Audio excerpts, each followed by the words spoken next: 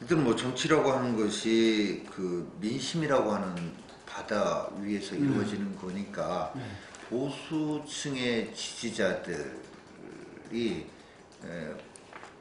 아무튼 바른당과 뭐 무슨 그걸 넘어서서 보수 대통합을 해야 된다라고 하는 이런 생각을 가지고 계십니다. 그런 뜻에 맞춰서 정치를 해야 되는 것 아닌가. 그래서 그런 뜻 위에서 이루어지는 일로서 그 방향으로 큰 흐름이 갈 수밖에 없는 상황이다라고 봅니다. 이해찬 전 총리가 대선 과정에서도 얘기를 했고요. 어디서?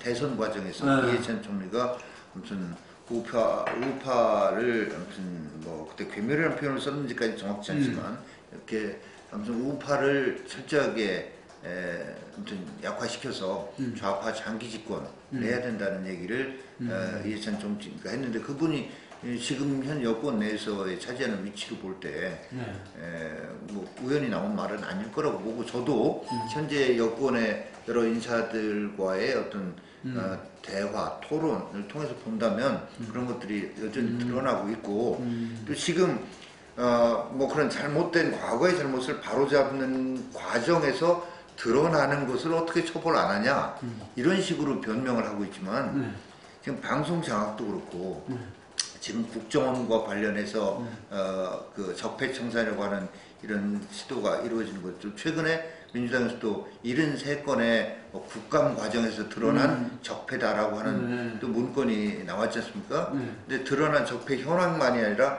앞으로 시민단체, 언론을 어떻게 동원해가지고 이 부분을 어떻게 이끌어가겠다는 것들이 나오거든요. 그러니까 철저한 아까 말씀드린 우파 괴멸 좌파 장기 집권이라는 전략적 목표하에 기획해서 하나하나 끌어내서 청와대에 사실은 실제 캐비넷에는 문건이 없다는 거 아닙니까? 청와대 근무자들 얘기가 인수인계 하면서 거기도 캐비넷에 문건을 잔뜩 두고 나올 수가 없는 거라는 거죠. 그러니까 사이버 캐비넷이라고 봐야 되겠죠. 그러면 사이버 캐비넷에서 가상 공간에 뭐 어떤 형태로 저장돼 있던 문건을 저기고 지금 국정원의 메인 서버를 열고 거기서 자기들한테 필요한 것들만 꺼내서 그걸 가지고 각 부처의 적폐청산 TF에다가 나눠줘서 이거를 문제 삼게 하고 뭐 언론 뭐 어떻게 보면 그쪽의 우호적인 매체들이 한테 뭐 문재인 전 대통령이 썼던 표현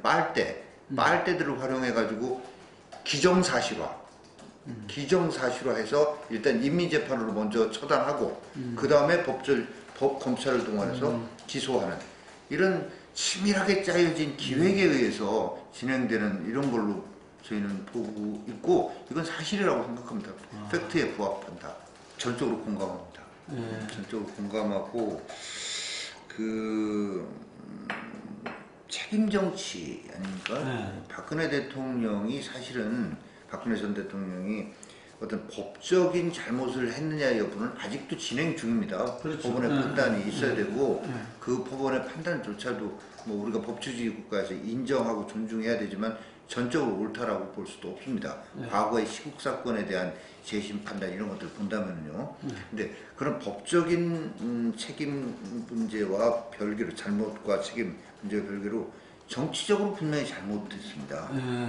그래서 그 정치적인 잘못으로 인해서 국민의 마음이 완전히 돌아서도록 했던 것에 대한 책임을 박근혜 대통령께서도 아직까지도 국민들이 납득할 만한 수준으로 국민들께 사죄하는 모습이 부족했다고 저는 생각을 하고 바로 그겁니다. 그래서 정말로 이제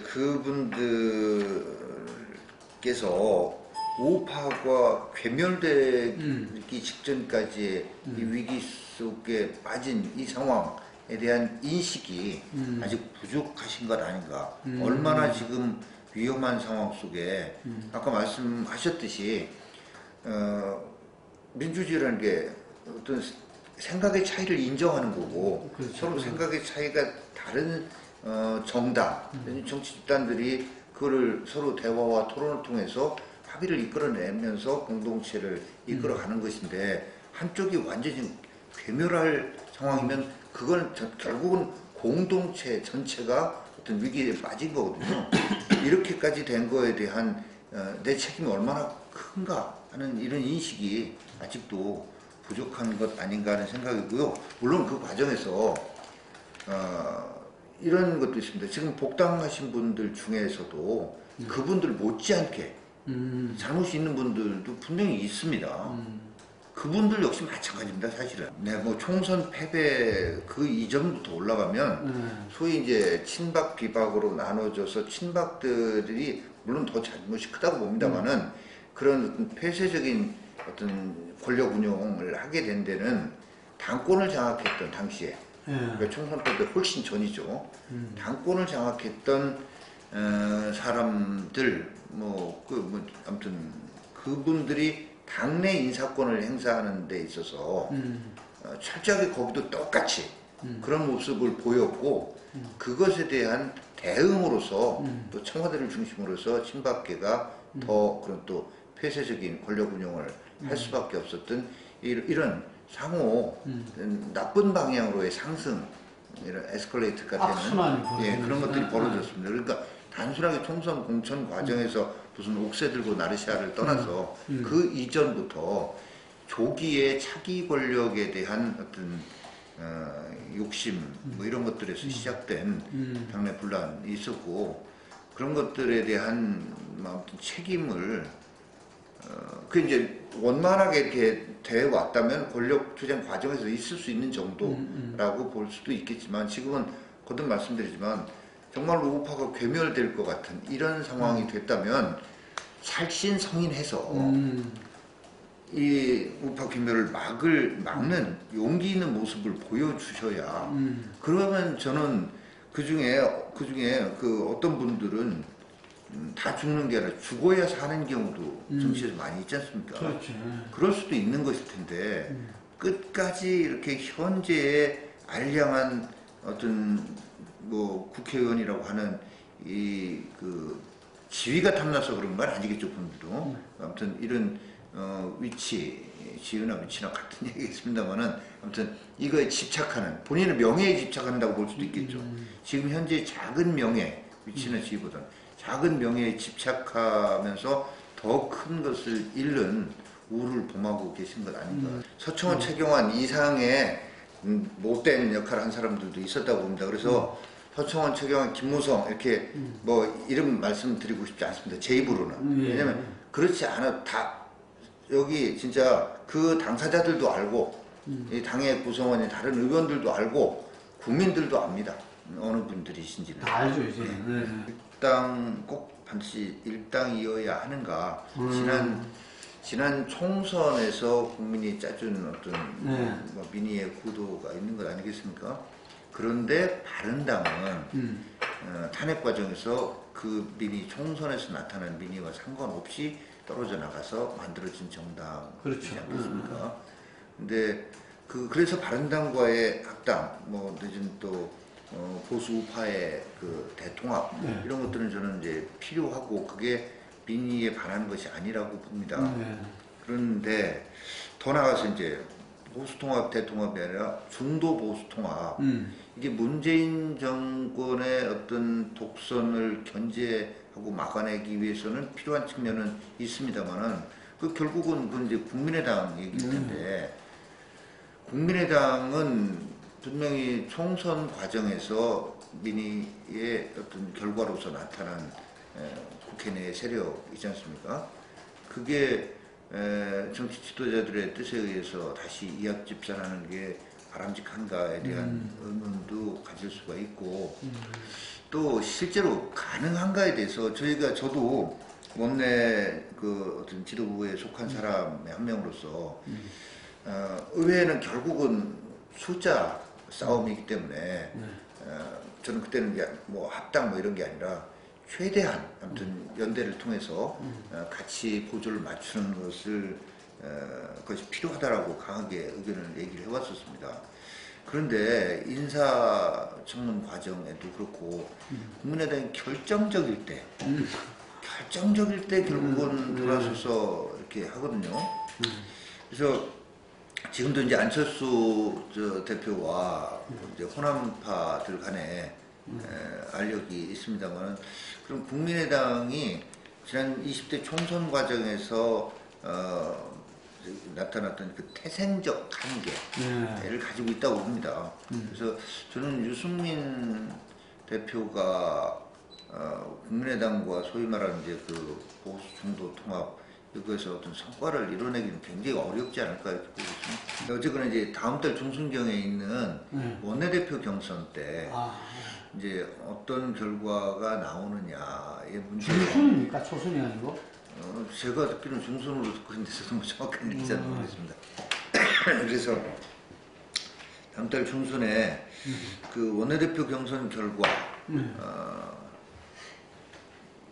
따라서 아무튼 향후 혁신 작업의 방향도 내지는 성공이냐 실패냐 하는 것도 좀 가려질 수 있는 거 아닌가 하는 생각이고요. 그 다음에 이제 결국은 그 원내대표 경선 이후에 이제 그 당무감사 결과 발표에 이은 그거에 따른 후속 조치로서 조광특위가 구성이 돼서 조광특위에서 지방 각 그 당협의 조직들을 당협 운영위원장들을 어떻게 정리하겠다라는 이런 것들이 발표가 되면 그때 이제 그 문제를 가지고 당에 이제 좀 뭐 당이 요동치겠죠. 예, 그리고 그 다음에 이제 그걸 잘 넘기면 이제 공천 과정에서 또 한번 당에 어떤 제가 있을 텐데, 근데 그런 과정에서 그 과정에서 여러 가지 소리가 나지만 홍준표 체제 자체가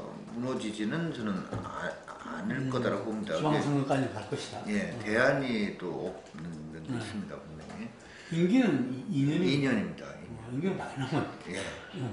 그래서 그런데 지금 이제 혁신과 관련해서 이제 보셨으니까 원내대표 경선 구도 자체가 소위 말한 친홍과 친박들의 또 전면전 이런 식으로 비춰진다면 그 자체가 국민들께 어떻게 비춰지겠는가. 여전히 변화가 없구나. 한국당은 옛날 친박 비박 하듯이 이번엔 친박 친홍으로만 바뀌었구나.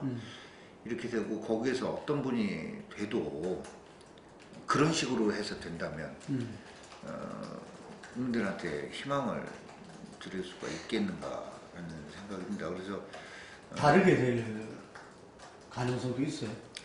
그 이제 그냥 막연하게 적으면 희망사항이라면 그렇지 않은 제3의 어떤 유의미한 득표를 할 수 있는 그런 역량과 어떤 능력, 아무튼 이런 걸 가지고 있는 분이 나오면 지금 의원들 사이에서도 문제의식이 많이 있기 때문에 좀 특별한 어떤 돌풍을 일으켜서 원내대표 당선이 될 수 있는 토양은 어느 정도 있다고 봅니다. 근데 그런 분이 과연 있느냐, 누구냐, 나오느냐 이 부분은 제가 뭐 말씀드릴 수 있는 상황은 아닌 것 같고요. 그렇게 돼서 그분 중심으로 해서 혁신 작업의 핵심이라고 할 수 있는 소위 뭐 이제 의총 3분의 2의 문제 아닙니까? 예. 그 부분에 어떤 의원들의 동의를 이끌어낼 수 있다면 홍 대표의 리더십하고 별개로 당의 어떤 새로운 희망의 리더십이 나올 수도 있다고 보여집니다. 그러면 또 자유한국당이 변하는구나 하는 이런 희망도 또 줄 수 있는 것이고요. 친박 친홍이 아닌 제3인물이 나왔을 때는 상당히 국민한테도 좀 변화됐다는 이런. 근데 그 나오는 분이 그만한 이제 역량, 능력 있고 유의미한 득표를 할 만한 사람이어야 되겠죠. 그러면 그렇죠. 거기에 이제 확 붙을 거라고 저는 봅니다. 그런 붙을 가능성이 있다라고 저는 보는 거고요. 그런데 그 부분이 일단은 단기적으로는 우리가 혁신을 해내느냐 못 해내느냐. 만약에 친홍계 분이 된다면 지금은 홍준표 대표가 템포 조절을 하지만 방금 말씀하셨듯이 박근혜 대표 출당이라고 하는 때늦은 뭐 이것만 했지 무슨 혁신을 했고 무슨 책임을 지는 모습을 보였냐 라고 하는 비난을 홍준표 대표도 알고 있을 거라고 봅니다. 그래서 또 지금 정우택 원내대표가 내 임기 중에는 서청원, 최경환 두 분의 출당을 위한 의총은 안 한다. 제명을 위한 요청을 안 한다라고 분명히 하지 않습니까? 그러니까 홍 대표 입장에서는 지금 그 얘기를 해봤자 어차피 될 수가 없는 거고 새 원내대표 체제 이후에 그렇죠. 생각을 할 수 있는 거겠죠. 그러면 소위 친홍의 원내대표가 된다면 그걸 이제 밀어붙이면 책임을 지는 거라고 보여질 수도 있지만 그 이후에 있는 이 당 개편과 관련해서 조직 개편과 관련해서도 반발의 강도가 굉장히 커질 수 있을 거고 책임 문제를 넘어서서 정말 분란 속에서 지방선거를 치러질 수도 있다고 보여집니다. 그건 이제 뭐냐면 지금도 주요 당직을 이제 복당파들이 많이 홍준표 대표가 이제 복당파들 중심으로 당직을 주고 이렇게 하고 있지 않습니까? 그러니까 이런 것들에 대한 얘기들이 당내에서 좀 있습니다. 근데 아무튼 그런 것들에 대한 반발 이런 게 나오겠죠. 아무튼 근데 만약에 또 친박 후보가 되면 지금 친박 성향의 분들이 여러분이 나온다고 거론되고 있었거든요. 그게 이제 내부에 조율이 돼서 한 명이 나오는 게 되겠죠. 그렇게 되면. 그러면 이제 그분은 본인이 원내대표 되기까지의 과정이 있는데 소청 최경환 두 분을 포함해서 친박 그 어떤 의원들을 보호해야 될 그렇죠. 그 정치적인 그 어떤 미션을 띠고 원내대표가 된 거니까 그거를 배신하기는 어렵겠죠. 예. 그러니까 그렇게 되면 양쪽에 어느 분이 된다고 했을 때 이게 정말로 한쪽이 되면 책임지는 모습과는 거리가 멀고 다른 한쪽은 책임은 뭐 짓는 모습은 만들어낼지 모르지만 일반적으로 사당화돼서 밀어붙이고 당내 민주주의가 실종되는 그런 속에서 그거에 대한 극심한 반발이 나오고 이렇게 될 소지가 있다.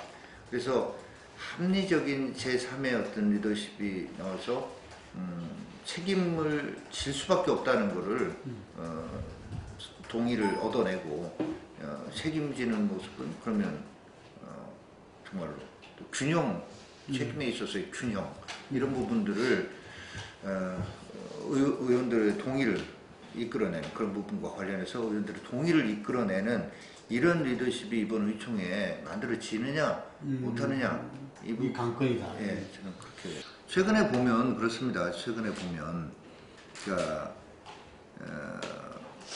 뒤에서는 이렇게 굉장히 강하게 홍준표 대표를 성토를 하는데 막상 이렇게 자리가 만들어지면 그 앞에서는 또 상당히 그 발언이 그렇게 말해 정제돼서 나오고 이렇게 되는 것들을 그 월요일 의총 전에도 제가 뭐 몇 번 봤습니다. 그런 것들을. 그러니까 뭐 그래서 저는 의총 시작 전에도 찻잔 속의 태풍일 거다라고 예상을 했었는데 근데 사실은 뭐 언론에 보도되지 않은 해프닝들도 일부 언론에 보도가 되는 것 같긴 합니다만 해프닝도 있었지만 그냥 해프닝성이었고 큰 틀에서 보면 어쨌거나 한번 거쳐야 되는 그 절차를 그냥 거치는 정도 이렇게 이런 정도의 의미였죠 그날은. 그래서 그 이제 홍 대표께서 그날 의총에 그걸 보고 이제 어떻게 받아들이냐가 더 중요한 문제라고 생각합니다. 그래서 뭐 내가 사실 제압했다 이렇게 생각하셔서는 안 될 거라고 보여지고요. 왜냐하면 이런 말씀드리고 싶습니다. 한국 정치의 고질적인 그리고 제왕적 대통령제이기 때문에 나오는 겁니다만은 한국 정치의 특징을 한마디로 한다면 줄서기입니다. 줄서기. 근데 특히 안타깝게도 저희 당이 제일 잘하는 게 줄서기입니다. 좀 누가 강한 사람, 차기 대권 후보가요. 이런 사람이 있으면 줄 쫙 씁니다. 그런데 지금 안타깝게도 그럼 홍준표 대표 쪽으로 쫙 일사불란하게 줄이 안 서지는 이유가 안 서진다고 저는 보거든요. 대표는 어떻게 보시는지. 왜 그럼 일부 척건들이죠. 네. 일부 척건. 네. 그러니까 그렇게 줄을 잘 서는 사람들이 왜 그렇죠. 지금 줄을 안 서고 있을까? 그거에 대한 홍 대표의 깊은 고심이 있기를 바랍니다. 좀 사실은 잘하는 건 잘했다고 하고 못하는 건 비판하고 하는 게 야당의 도리일 겁니다.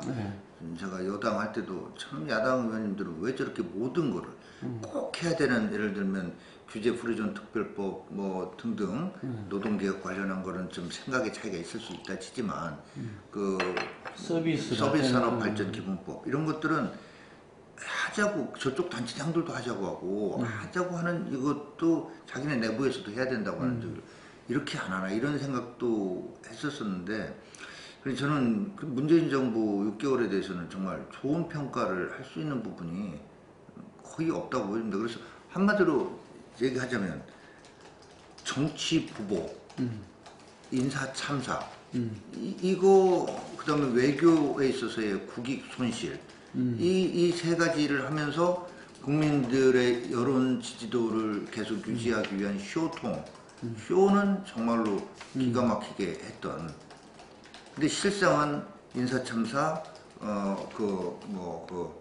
정치 보복, 그리고 안보와 외교에 있어서의 국익 손실, 손상, 이걸로 요약될 수 있다라고 봅니다. 근데 단지 국민들이 쇼통에 반해서 이렇게 높은 지지율이 유지되고 있을까요?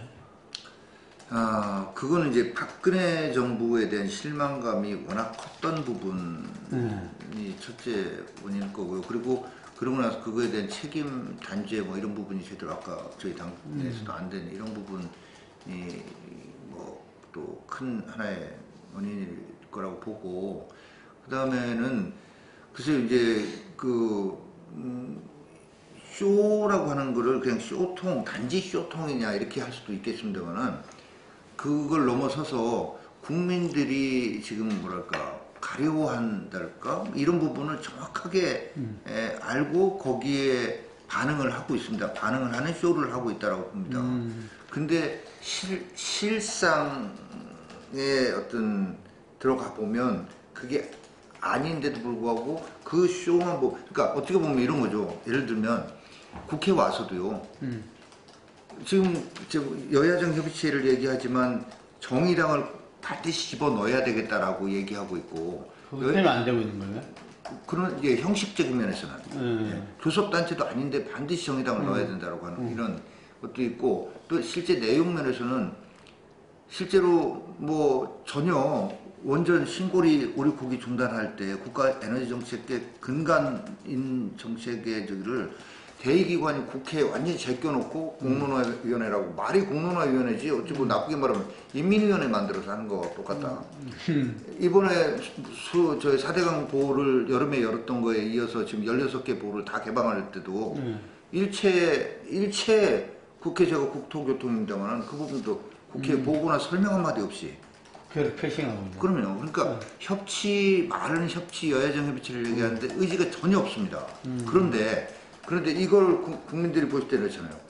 박근혜 대통령은 국회 와서 연설하고 자기네 당 쪽, 여당 쪽 의원들하고만 약속하고 쭉 그냥 가버렸다. 근데 문재인 대통령은 현수막 들고 자기를 비난하는데도 일부러 찾아가가지고 다 일일이 압수했다. 이것만 보면 국민들이 볼 때는 여기 70%, 근데 70~80%는 과장됐다고 봅니다. 솔직히 이건 뭐 좀 그냥 5%하고 했으면 좋겠습니다만은 다 뭐 아는 사람 아는 거 아닙니까?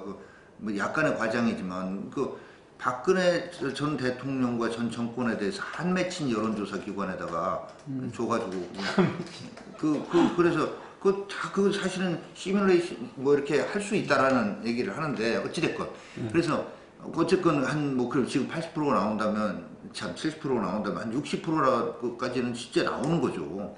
나오는데 그게 바로 그런 식에 의해서 나오는 거죠. 나오는데 그러면 그 대통령이 그렇게 현수막 들고 자기를 비난하는 저기를 가서 일일이 압수하는 정말로 박근혜와는 너무나 다른 이런 모습에 국민들은 이야, 그리고 은둔형으로 청와대 그 관저에 처박혀서 뭐 하는지도 몰랐던 그런 저기에서 진짜 뭐 팔 걷어붙이고 커피 들고 맥주 마시고 뭐 이런 것들에 지금 하고 있는데, 실상은 지금 방금 제가 여야정 협치 하나만 갖고 말씀드렸지만 여야정 협치 이거 하나만 가지고 봐도 전혀 사실은 전혀 협치할 의지가 전혀 없다. 적어도 자유한국당하고는 전혀, 자유한국당은 처단의 대상, 청산의 대상으로 보고 있지 어떤 파트너, 정치의 파트너로서 전혀 인정하고 있지 않다라고 저희는 느끼는 거죠.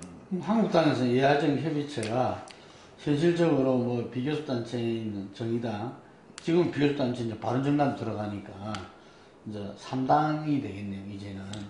근데 그게 만약에 그런 식으로 정리가 되진다면 적극적 참여 의사는 있다. 국회 주도여야 된다라는 거고, 국회 중심. 그러니까 정부를 배제하겠다는 게 아니라 국회 주도로 해서 교섭단체 중심으로 해서 하면 된다는 거. 근데 그건 형식적인 부분이고요. 실제는 대통령께서 방금 말씀드렸듯이 국가 중요 정책을 결정하거나 변경할 때 국회를 존중하고 수구의 민주주의를 얘기하는데요. 수구의 민주주의의 대표 기관이 대의민주주의 국회 아닙니까? 시간이 걸리더라도 여기서 논의하고 결정하라고 국민들이 뽑아놨는데 여기는 패싱하고 다른 걸 만들어가지고 여론을 어떻게 보면 먼저 하려고 이런 인식 자체부터 바꿔야지 여야정 협치가 될 수 있겠죠. 예.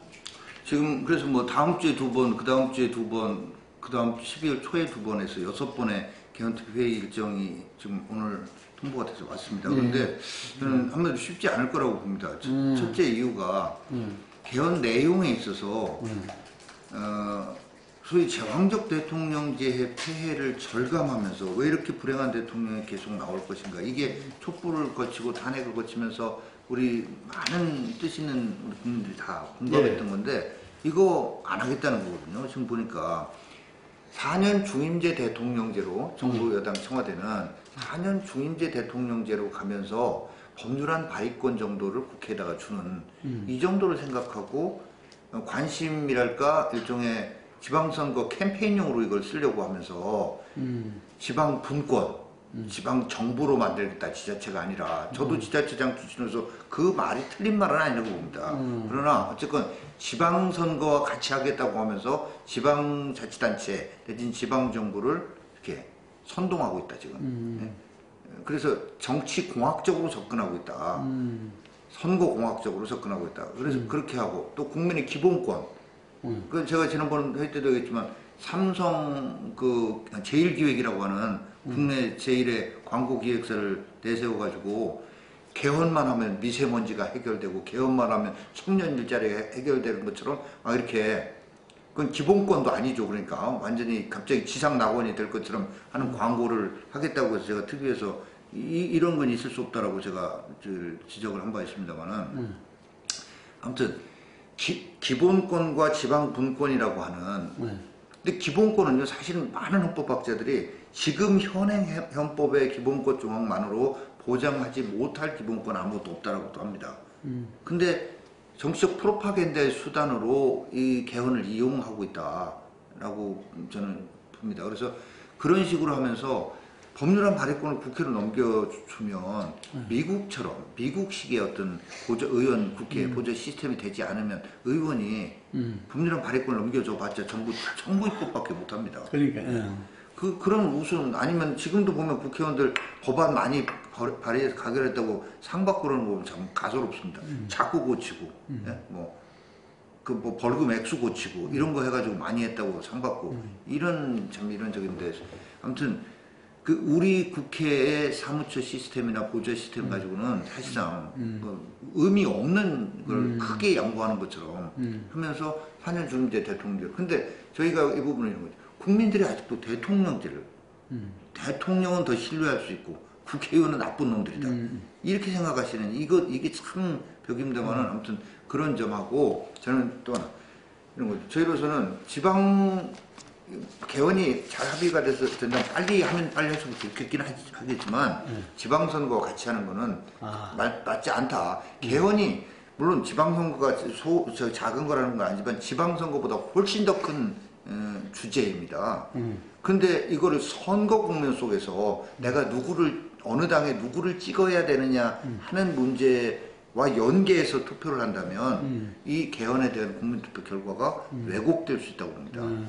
이거는 반드시 분리해서 해야 될 거라고 저는 그렇게 이건 뭐 저희 당의 방침으로 정해진 건 아닙니다. 그러나 저 개인적으로 네, 저는 3년 반 전에 예비 후보로 등록하고 실제 사무실도 내고 열심히 뛰었고 대전시에 대한 분명한 비전을 가지고 책도 펴냈고 글로컬 시대에 여의도 정치만이 아니라 로컬 경영을 통해서 로컬의 시민들의 라이프 스타일의 변화를 이끌어내면 국경을 넘어서 로컬 투 로컬 이 소통 교류 경쟁을 통해서 글로벌한 변화도 만들어낼 수 있다는 생각을 가지고 그때 도전을 했는데 그때 뭐 친박들이 저를 컷오프를 시켜가지고 그래서 국회의원 보궐선거에 나왔습니다만은 분명히 저는 뜻은 있는데 인생이나 정치나 뜻대로 사라지는 게 아니기 때문에 민심의 흐름을 뜻도 있고 비전도 갖고 있고 있다고 감히 생각을 합니다. 그런데 민심의 흐름을 봐야 된다고 봅니다. 그러니까 박성효 의원도 세월호 때문도 있고 여러 가지 본인의 방침도 있고 그렇지만은 박성효 전 의원도 지난번에 압도적으로 앞서는 것 같다가도 떨어졌던 이유가 국회의원 선거에 아무 연구도 없는 제 지역에 대덕구에 와서 국회의원이 돼가지고 시켜줬더니 약속했던 거 한 가지도 안 하고 한 1년 반 조금 지나니까 시장 나간다고 해가지고 그렇게 했던 것들에 대한 이런 것들이 있습니다. 그래서 그런 종합적인 저도 지금 재선 의원이지만 19대 보궐선거로 들어왔고 이번에도 다시 이제 한 2년도 채 안 돼서 그러면 그만두고 나가겠다라고 해야 되는 건데 이런 것들에 대한 주민들 당장 제 지역의 유권자들의 민심 근데 아직까지는 권시정 재판이 어제 끝났기 때문에 그동안에는 일반 주민들은 그거에 대한 관심도 얘기도 없었거든요. 그래서 그런 민심의 흐름을 보고 판단하겠다. 보셔야 되겠네.